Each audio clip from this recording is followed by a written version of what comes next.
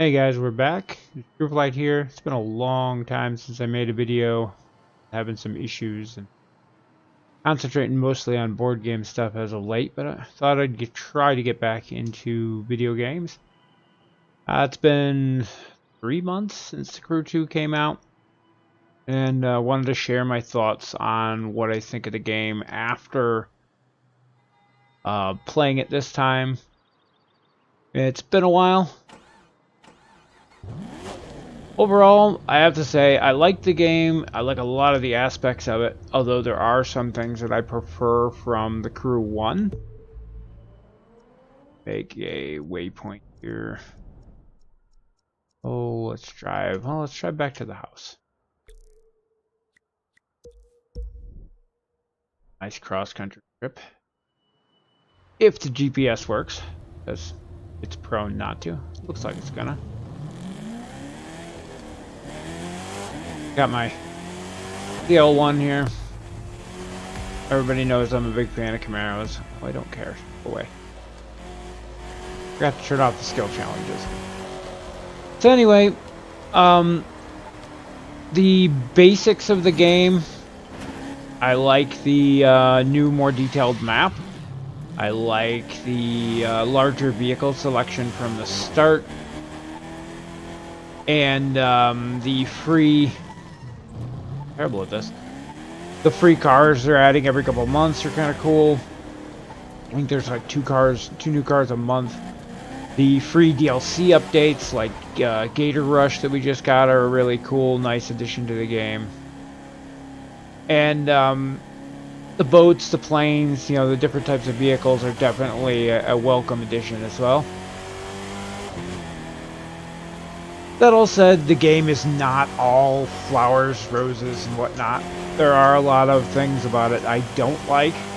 I'm not going to be a fanboy and tell you how amazing it is. There's definitely some areas that could improve. For one, it's been 3 or 4 months since launch, and we still do not have PvP. Now, for me, that's not a huge ordeal. I was never into PvP that much to start with. But there's a lot of people out there that's the main reason they get these kind of games. Now, you could still do PvP through co-op mode, basically, where you queue up a race and you're working together to complete the race. And you still get a first and second place and so on. And me and my son have done... Oops, good turn there. We've done a few races like that, and it's not that big of a deal for us. But it's certainly not direct PvP. It's not pick up, open world type stuff. You literally have to queue up for events together in a crew, which limits you to 4 people still.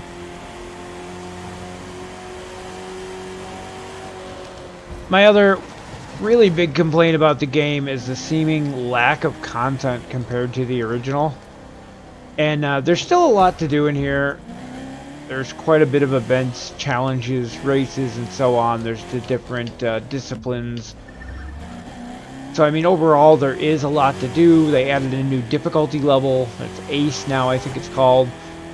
So that added a lot of replayability to the missions and things, too, doing them in yet a higher difficulty level.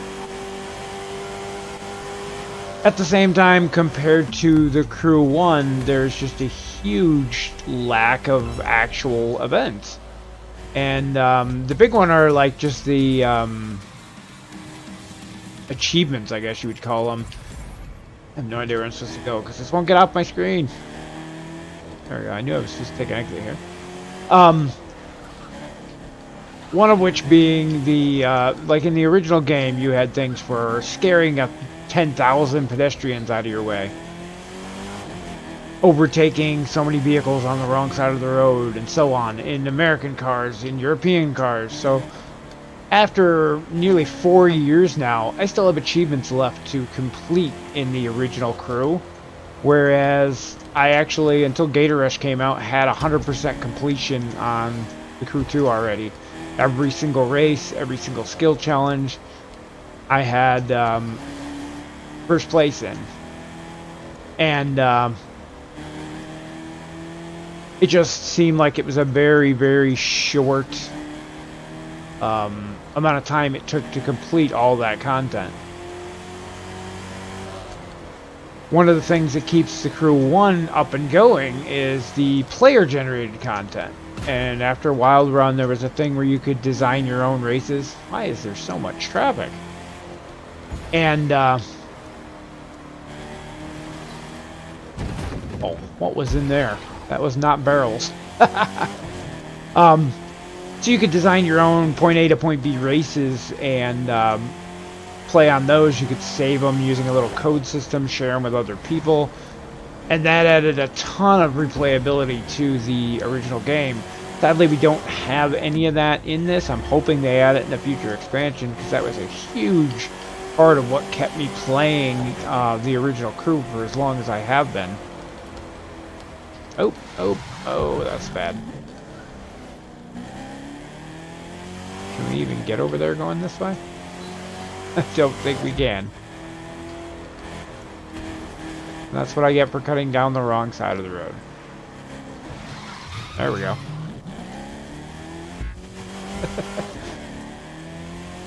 And, yeah, between the PvP content missing still and the lack of being able to create your own races, it really hurts the game as far as multiplayer goes, and that's a huge aspect of these type of games.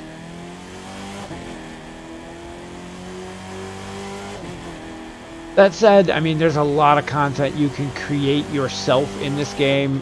Just a quick look through the YouTube videos on the Crew 2, and you'll see people come up with all sorts of challenges, comparing different types of vehicles with different events, going cross-country in a plane versus a F1 car, and things like that. We had a really fun one we did where somebody used an aerobatics plane versus a dirt bike in the Grand Canyon, and the plane can't exceed a certain altitude. Challenges like those are a lot of fun, and player created, so I mean, you can do whatever you want. There's no real limits to them. But not everybody wants to come up with their own ideas and things like that.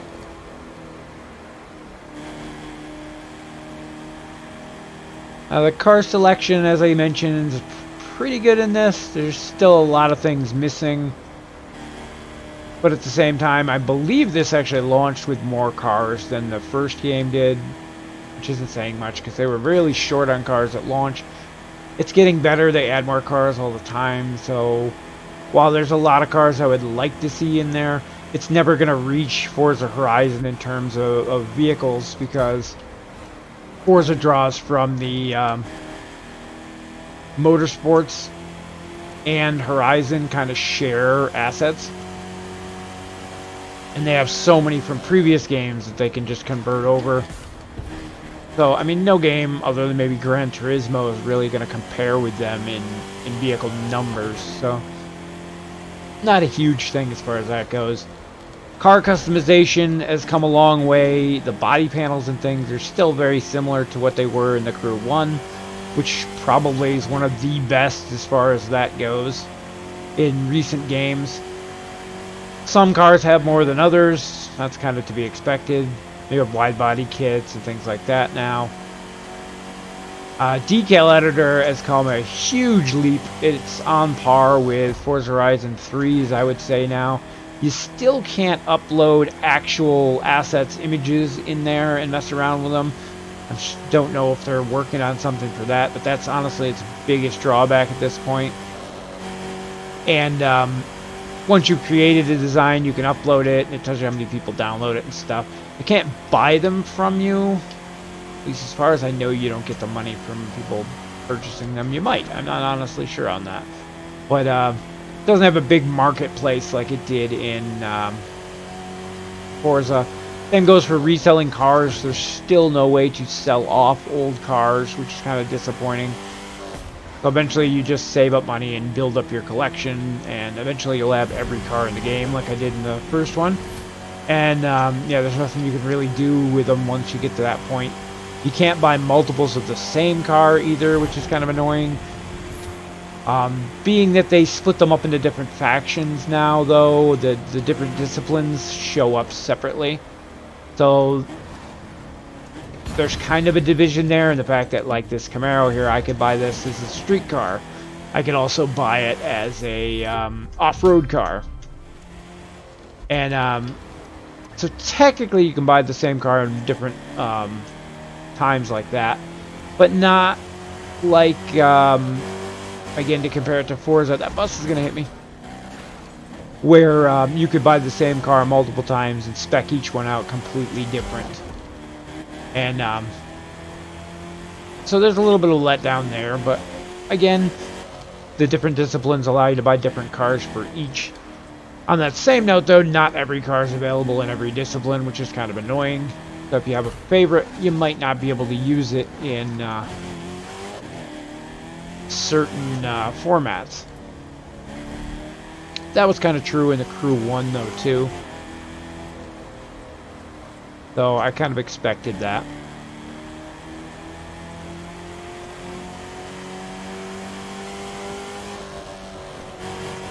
There is a lot of draw-in that appears, especially at high speeds. It's like some of the cars can actually go faster than the game can process data. It's not too terribly noticeable in cars unless you're staring at the background while you're driving, which most of the time you're paying attention to the road in front of you. Usually on a very long straightaway, what you'll notice is cars off in the distance often appear as bigger objects, and then as they get a certain range from you, they shrink down to whatever size vehicle it's supposed to be. Very noticeable when you're out in the west, out in the big desert plains, and you can see extreme long distances at a time. Not a big deal in city driving or in races, to be honest. Most noticeably, the rendering distance is an issue with planes. And once I get to the objective here, which we're almost to, I'll hop in my plane. I'll give you an example of that. That's a very dramatic display of the issues with the draw distance. And I don't think it's a problem with the PC version alone. I honestly think it's a problem because the game's optimized for consoles. Because most of your gaming grade PCs are going to have more than enough horsepower to run a game like this. We're almost to the house here. Hoping my recorder's recording okay. I did one of these videos a little while ago and the recorder went to crap on me. That's from Times Square in New York down to our home in Miami. I'm just going to hop in my plane, fool around for a bit if I can get a straightaway long enough to take off.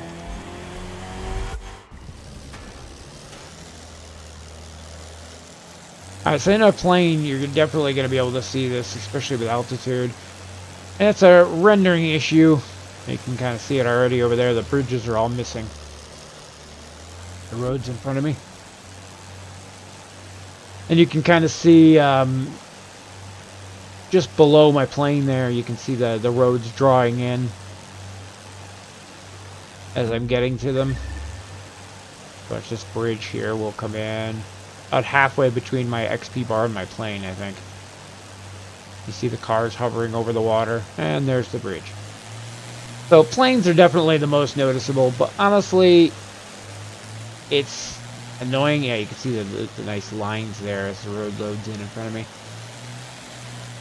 It's tolerable in the fact that it doesn't really become an issue other than visual.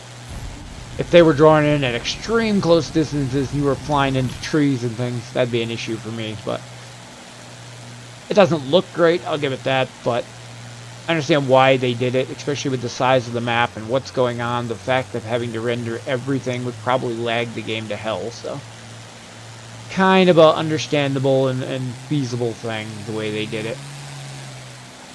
Just doesn't look pretty.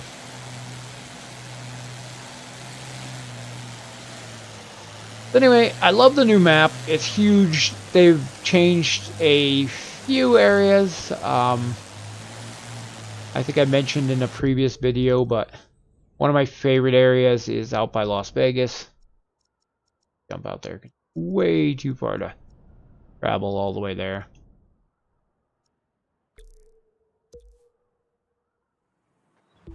Put us in our plane.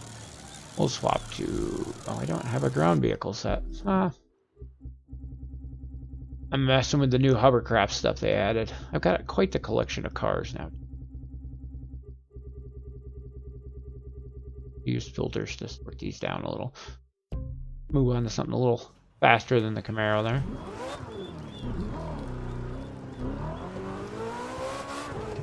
See if I can do this by memory without actually looking at the map here, because this has changed considerably.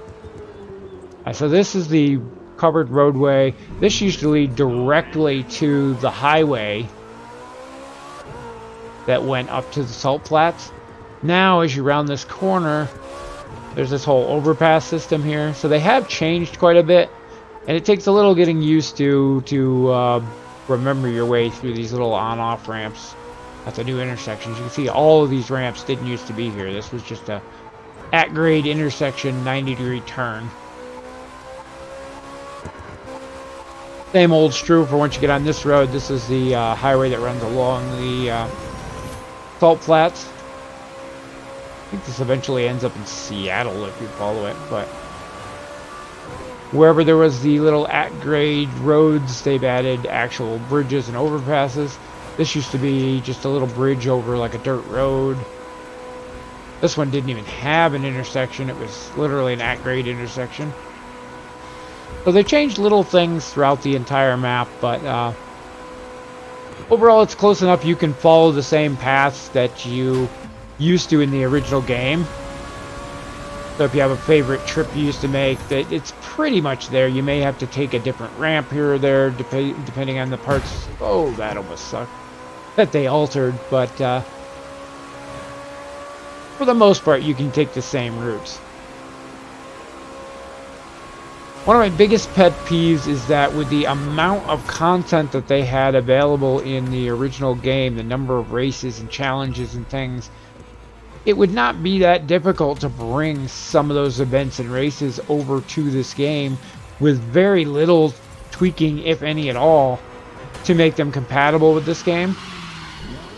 One of my favorite races that I did a ton in the original game was the Big D. And if I could roll out here on the map. I hate the way it fades to white too. I complained about that in the beta.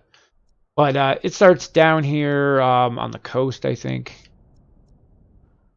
Not far from this monster truck event. I think it was like right in here at the end of this road.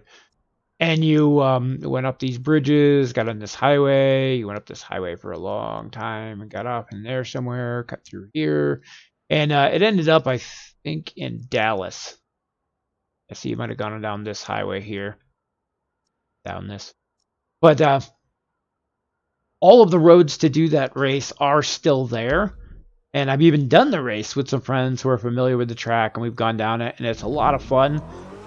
But they never converted that over to this game, so you can't actually officially play that race in the game, even though everything you need to play it is still there.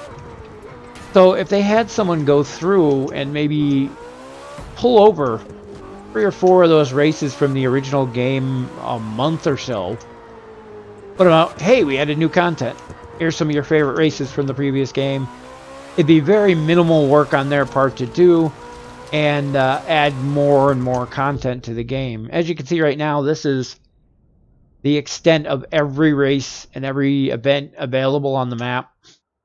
It looks like just races. Events don't show up till you zoom in. There you can see the events. And compared to the Crew 2, though, or the Crew 1, though, the Crew 2 is just massively lacking in that. Now, I will admit some of these events, if you go to, have multiple races at them. Most of them do, to some extent. And so there's some extras there. But overall, there's just less events.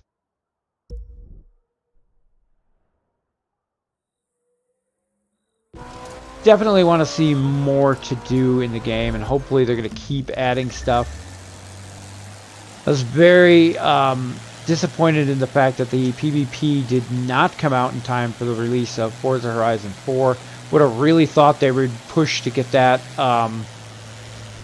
into play as quick as possible to oh god, the Bowsetta skin. Forgot about that. Really thought they would have put effort into getting that out before the competition released a new game, and very disappointed that they did not.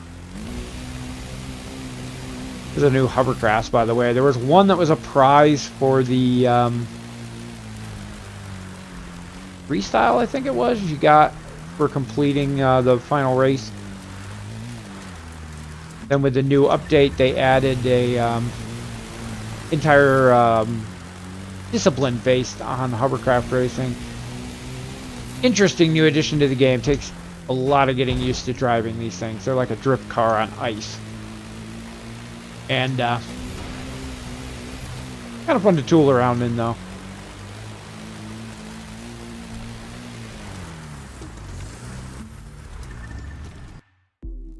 But yeah, as I kind of quickly showed, I'm hoping they add something for helicopters next, because you can't modify them since it's the only one. But there's the one that you got for free, the booty boat. And then my collection has grown considerably. You can tell my biggest discipline is street racing, though, because like, yeah, from here on, these are all street racing cars.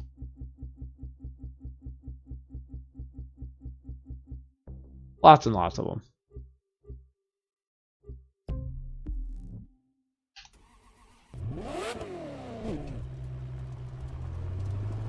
But anyway, I mean, that's pretty much my thoughts on the game. I still think it has a lot of potential. The game itself is much improved in a lot of areas over the original. The physics are still very arcade-ish, and a lot of people will hate on the game just because of that.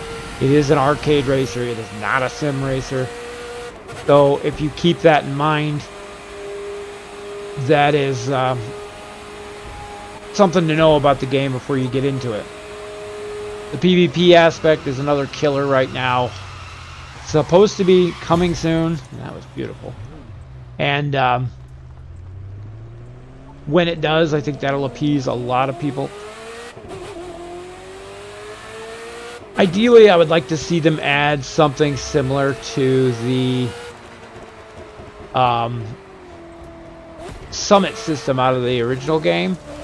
Well, actually, it was out of Wild Run, not the original game, but the summits added a lot, like a monthly tournament to go to, and you got prizes, you got new cars, you could get CC from it, and it was just an interesting thing. Forced people to do certain events in certain vehicles, and it was just a lot of fun, a lot of cool content that seems like it'd be really easy to add to the game. And not the best car for off-road use.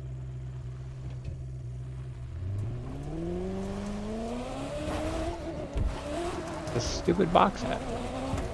That's a rock.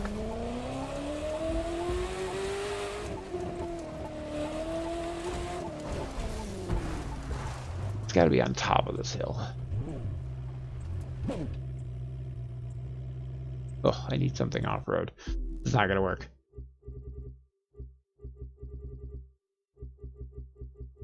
But yeah, more of anything would definitely help. I'd love to see, like I said, player-created events. Gotta be like right here. Where?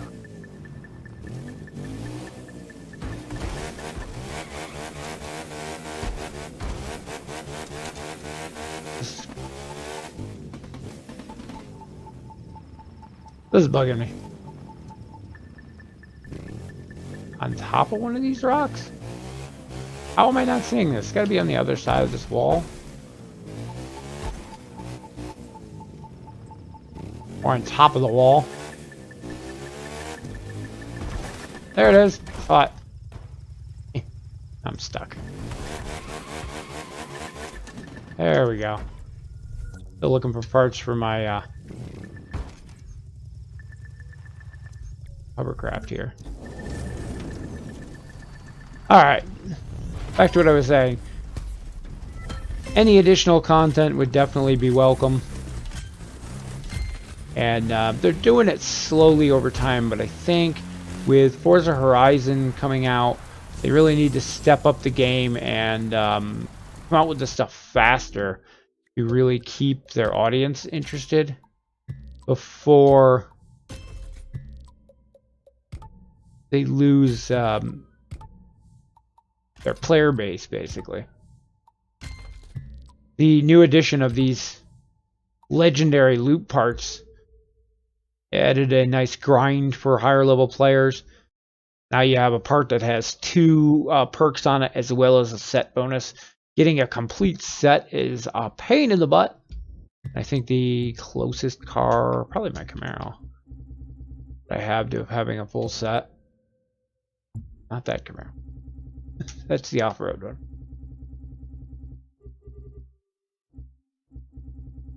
Where is that? There it is. I think I have one with more than that somewhere. There we go. One piece away on the Ferrari. But yeah, so then once you grind and you get a complete set of those, you get the set bonus from it. Oh, 2 pieces. And then you still have to grind after that, because just because you have a set bonus doesn't necessarily mean the perks on them are the best ones. So you kind of want to get the full set, then work on getting the set plus perks you want. Like, I don't much care for... oops. Click on it. There we go. I don't much care for resourceful. Getting extra nitro while braking. Not one of my favorite ones. Follower one for popular's okay. So I'll be looking for another part to replace that at some point. And so on. And a lot of people, when I was mentioning the handling earlier, although it is arcade-ish, oh yeah, they also added this where you can compare what adds and subtracts when you put a part on. That's kind of cool. But you can go in and tweak the settings per car to what you want them to be. And adjusting these does make a huge difference in the handling of the car. And I love the fact that it's per car. The Crew 1 had some settings you could adjust, but they were global. So every car was affected. So every time I wanted to switch from my heavy Camaro cruising around to a tiny Lotus, I would have to go through and completely adjust every single stat to make the car handle right. This is not the car to get on dirt. If it'll put us back on the pavement. And overall, though, I do like the game. I'm actually leaning towards the original more, though, because of the additional content. Now, I do have a blast playing this game, switching between the different vehicles, setting up our own events and competitions. The selection of vehicles is nice. There's some new stuff in here that wasn't in the original game, like the Formula 1 car here, which is really, really insane out on the open highway. Does not have headlights, though, is worth noting. Makes driving on the road like this at night kind of fun. Whoa. Also a little too touchy for these back roads. It's made for highways at nearly 300 miles an hour. But anyway, I've rambled on long enough. I'm hoping to do some more videos, maybe show some actual races, some of our little competitions. If I can get more people together who are willing to be recorded, and then record some of our competitions, maybe with audio from like Discord, so you can hear everybody talking and interacting. I think that'll be a lot of fun. It's just a matter of finding the time to do it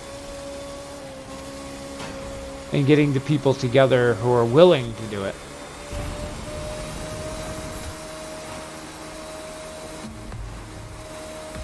Wasn't even that great of a time. So I am going to try to get more content out for the Crew 2 and the other video games that we've been playing as of late. And even dabbled in possibly going back and finishing my Star Trek online playthrough.